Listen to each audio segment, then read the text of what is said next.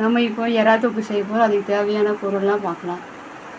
முதல்ல ஒரு வெங்காயம், 2 தக்காளி, கருவேப்பிலை, கொத்தமல்லி, அப்புறம் ஒரு சோம்பு 1 ஸ்பூனு, மஞ்சள் தூள் கொஞ்சம் 1/4 டீஸ்பூனு, தேவையான அளவு உப்பு, மிளகாத்தூள், வீட்டு மிளகாத்தூள், இஞ்சி பூண்டு பேஸ்ட்டு 2 டேபிள் ஸ்பூன்.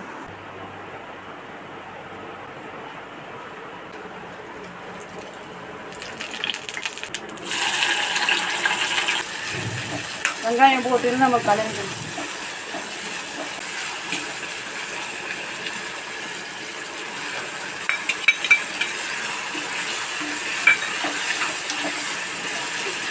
இதில் மஞ்சள், உப்பு வச்சுக்கணும்.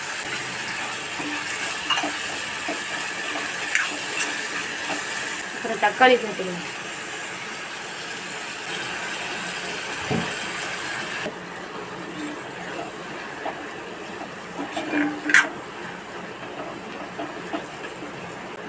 இப்போ மிளகாத்தூள் போட்டுனா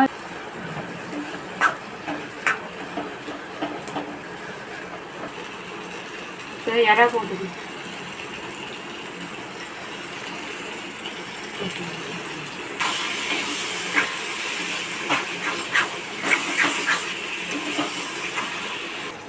இப்போ தேவையான அளவு தண்ணி ஊற்றி மூடி வைக்கணும்.